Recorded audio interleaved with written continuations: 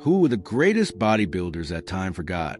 When people talk about Golden Age legends, they mention Arnold, Sergio, and Frank Zane, but the era produced dozens of champions who built physiques just as impressive. These men won major titles and pushed the sport forward, yet their names rarely appear in modern discussions. Some lost the spotlight to bigger personalities. Others competed in the wrong era or faced barriers that had nothing to do with their physiques. Some simply retired before the media machine could immortalize them. Today, we're uncovering 20 underrated Golden Age bodybuilders who deserve recognition. These forgotten legends shaped bodybuilding history, but mainstream fans overlooked them. Their stories reveal the politics, timing, and circumstances that determined who became immortal and who faded into obscurity. Boyer Coe. Boyer Coe competed for 4 decades straight.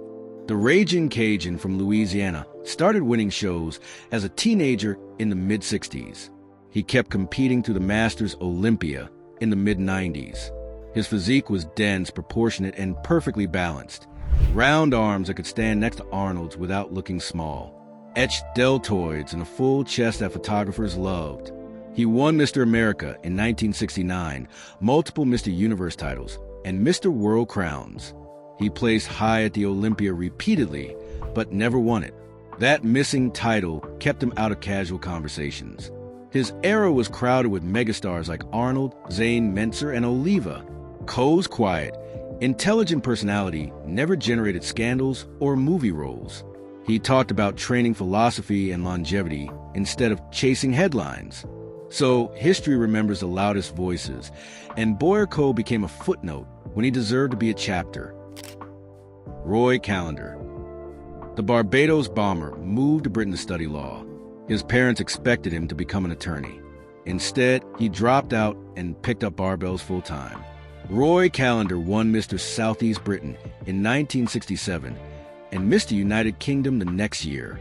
He took multiple NABBA Universe height-class silvers before emigrating to Canada. There he won Mr. Canada and the Canadian Championships. His comeback in the late 70s was spectacular. He won the IFBB Mr. International, IFBB Pro Universe, and placed third at the 1978 Olympia. He even worked briefly as a pro wrestler before returning to stage. At 5'something with a thick, rugged build, Callender had deep separation and hard density. His chest and arms looked carved from stone, but he bounced between federations and countries throughout his career. That made his story messy and hard to follow. He never won the Olympia despite being in the mix with the very best. Today, only hardcore historians remember the Barbados Bomber. Casual fans have no idea how close he came. Dickerson. Dickerson was born in Montgomery, Alabama, as the youngest of triplets. His mother was a pioneering civil rights lawyer named Mahala Ashley Dickerson. He studied acting, singing, and ballet before touching a weight. A voice teacher told him to build his chest for stage presence. That advice changed his life.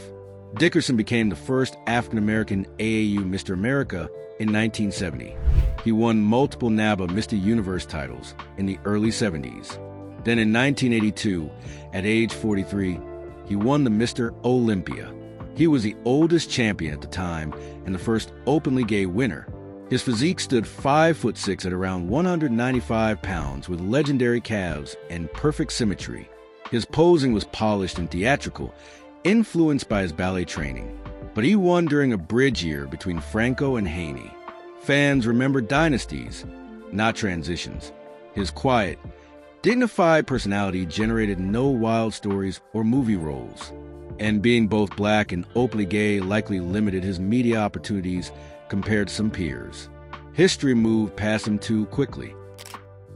Ed Corney. Ed Corney was born in Honolulu in 1933 and served in the Coast Guard.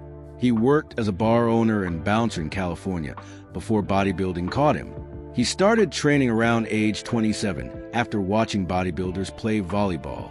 That late start didn't stop him. He climbed fast through regional shows and won Mr. USA, Mr. America, and Mr. Universe by 1972. Then he appeared in Pumping Iron, and Arnold literally gushed over his posing. Corney was nicknamed the master poser for good reason. His routines were legendary. short and ultra-aesthetic with razor-sharp conditioning. He made posing look like art. Later, he became a two-time Masters Olympia 60-plus winner. But he never won the Open Olympia. So mainstream fans know him as that guy in pumping iron instead of recognizing him as a dominant champion. His biggest contribution was posing artistry, which doesn't show up in title counts. Bodybuilding measures success in trophies, not artistry. Ed Corney mastered the part of the sport that history forgets to celebrate. Robbie Robinson. They called him the Black Prince and Mr. Lifestyle. Robbie Robinson started lifting at age 12 in Georgia and excelled in football and track. He moved to California and became one of the defining physiques of the 70s and 80s. He won Mr. America, Mr. World, and Mr. Universe. In 1994, he took the Masters Olympia title. His peak biceps became iconic. His lats flared wide, and his waist stayed tight. Many experts call his front double biceps one of the greatest poses ever hit. He appeared in Pumping Iron and Grace magazine cover for years. But he never won the Open Mr. Olympia, and he faced serious racial barriers throughout his career. Robinson has spoken publicly about being told black athletes don't get contracts and dealing with unfair treatment in the industry. Health challenges, including sickle cell trait, and disputes with federations limited his exposure.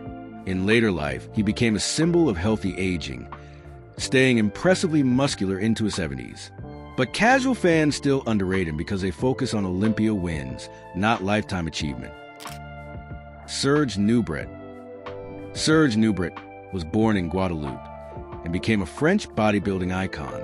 He won IFBB Mr. Europe, Mr. World, and multiple Mr. Universe titles. In 1975, he nearly beat Arnold at the Olympia. His physique featured an ultra-small waist, round deltoids, flaring lats, and legendary abs. He looked like a statue come to life, but his training was almost supernatural. Reports say he trained 6 to 7 hours per day, 6 days a week. He supposedly did 2,000 sit-ups every morning on an empty stomach. High reps, moderate weights, endless pump. It was the opposite of low-volume HIIT training. Critics dismiss his methods as impossible or exaggerated.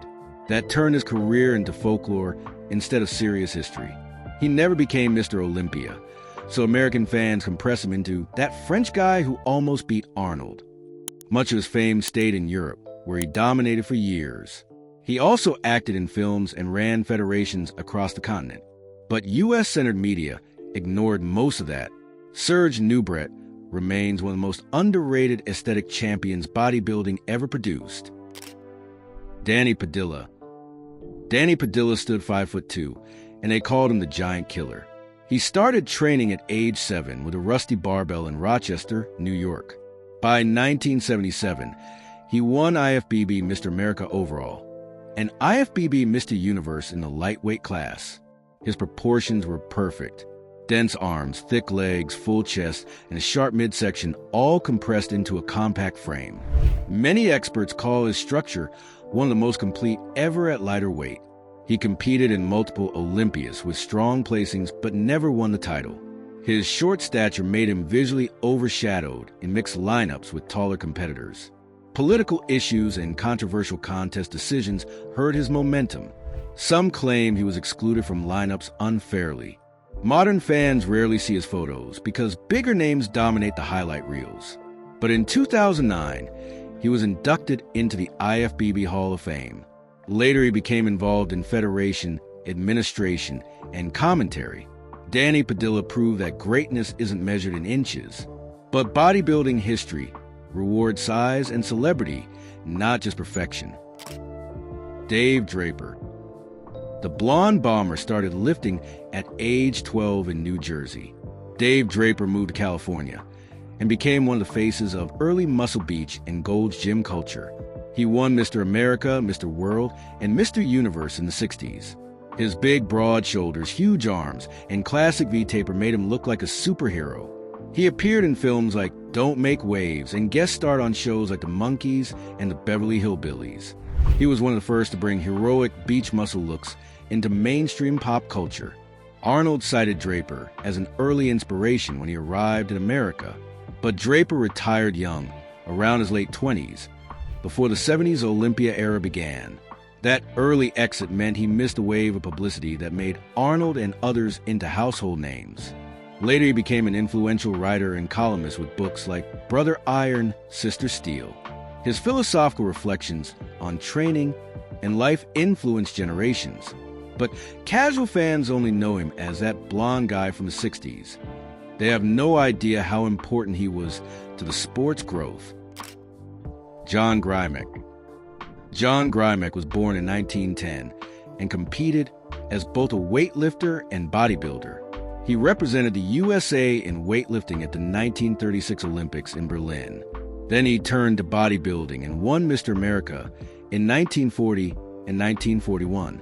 He won Mr. Universe in 1948 and Mr. USA in 1949. He retired undefeated in bodybuilding competition. His dominance was so complete that Mr. America rules were changed to prevent repeat wins. They wanted to give other competitors a chance.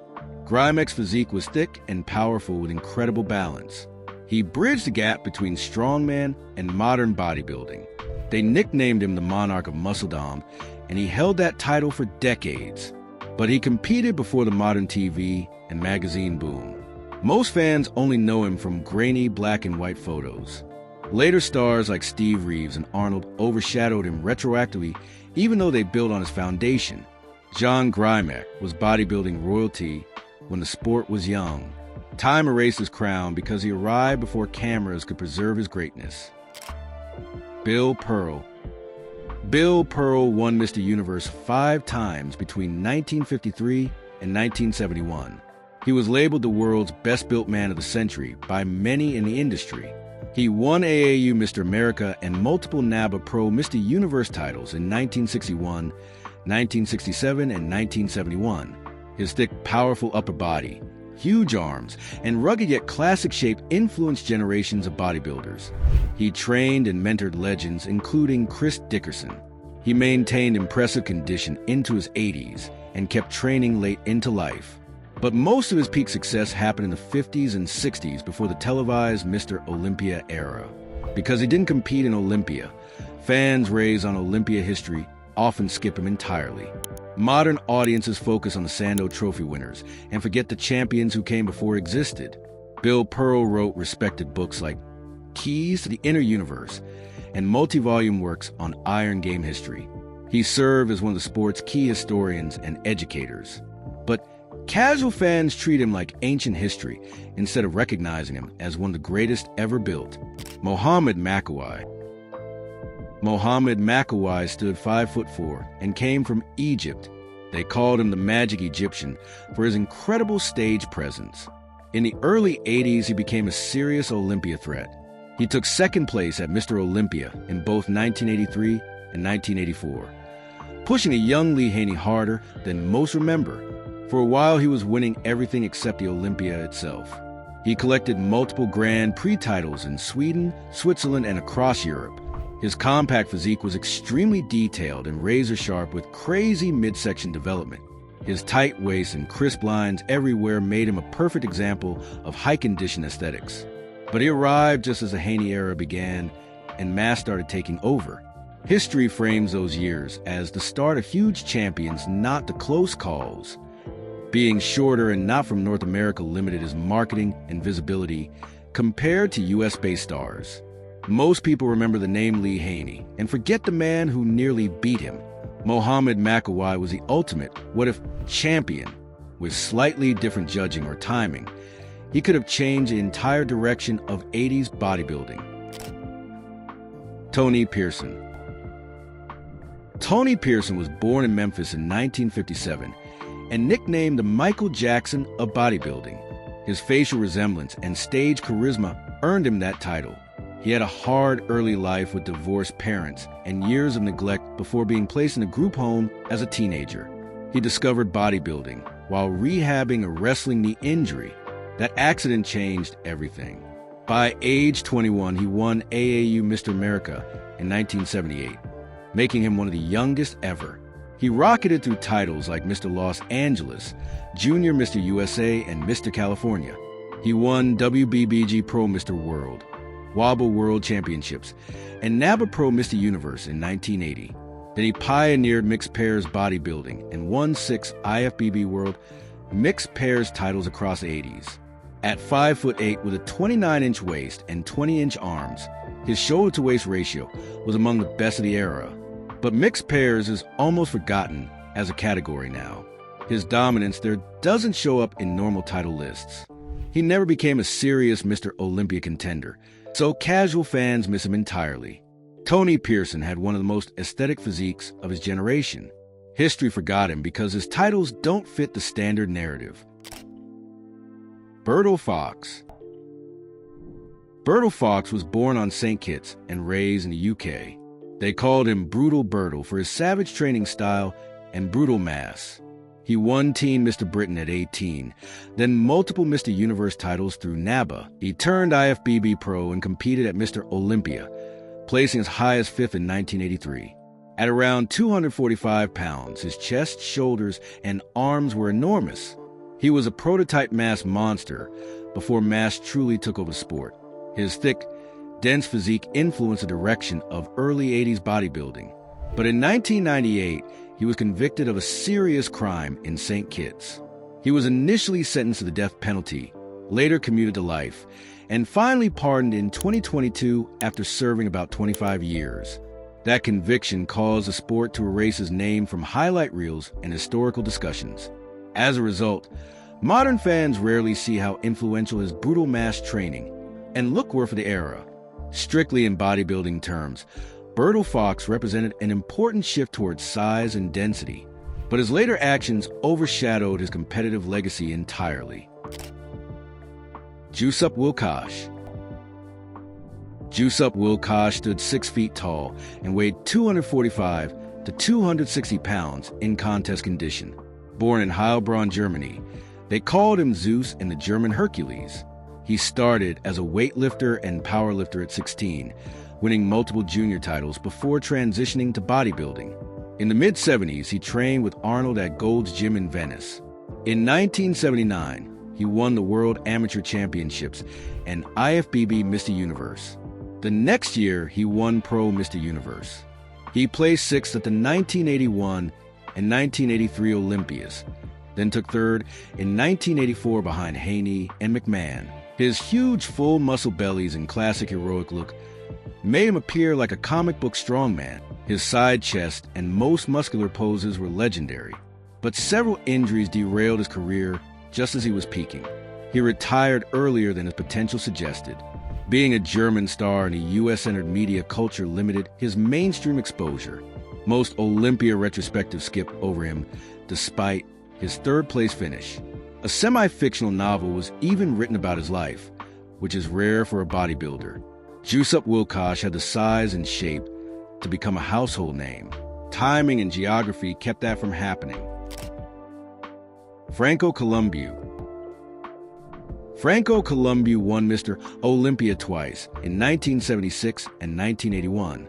He also won multiple lightweight Olympia titles in 1974 and 1975. At 5'5" and 185 pounds, he was incredibly strong. He recorded a 525-pound bench, 655-pound squat, and 750-pound deadlift at under 200 pounds body weight. He competed in the first World's Strongest Man in 1977 and famously dislocated his knee during the fridge carry. He started as a boxer and Olympic lifter before bodybuilding. He appeared in Conan and Terminator as Arnold's sidekick. But that's exactly the problem. Franco is always framed as Arnold's best friend instead of a standalone champion. His height and weight class meant his achievements were overshadowed by bigger men in photos and posters. Most mainstream fans know him from movies or as Arnold's training partner, not as a terrifyingly strong and complete champion in his own right. Franco Columbu is the ultimate example of someone whose greatness hides behind someone even more famous. He deserves recognition as one of the most powerful pound-for-pound athletes bodybuilding ever produced. Instead, he's remembered as a supporting character in someone else's story. Casey Viator. Casey Viator became the youngest AAU Mr. America ever at age 19 in 1971. He started training as a teenager in Louisiana and quickly became a local phenomenon. In 1969, he placed 6th overall at Teen Mr. America but won Best Arms, Best Abs, Best Chest, Best Legs, and Most Muscular. The next year, he won AAU Teen Mr. America and Mr. USA.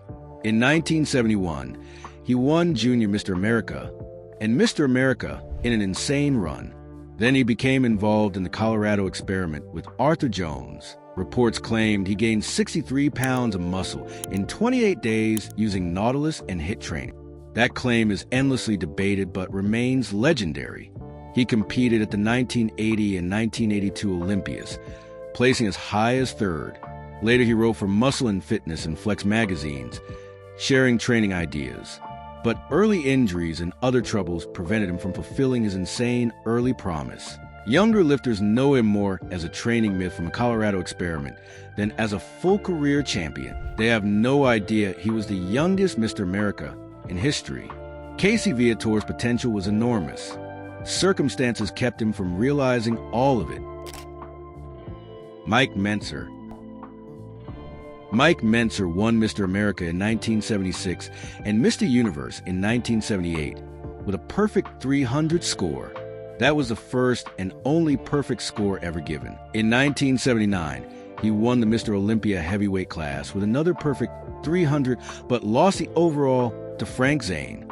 At the 1980 Olympia, he placed 4th in a controversial contest won by Arnold. Mentzer retired immediately, believing politics compromised the result. At 5'8" and 225 pounds, his physique was dense and powerful. He developed a heavy-duty, high-intensity, low-volume training system inspired by Arthur Jones.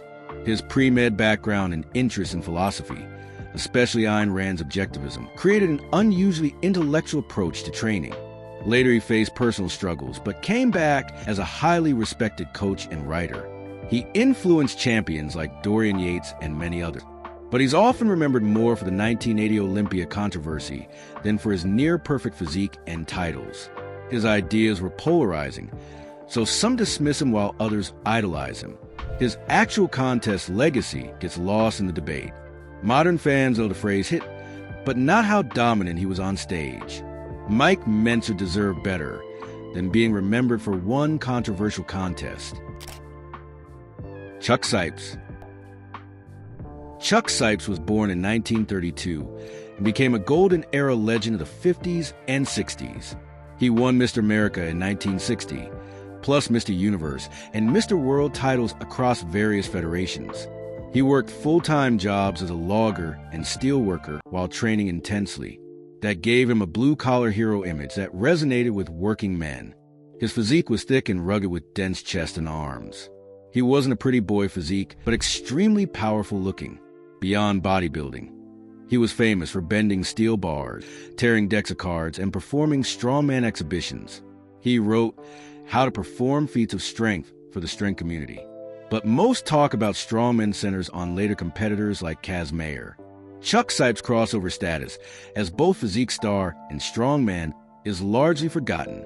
His era was pre-Olympia, so later fans often skip 50s and early 60s champions entirely.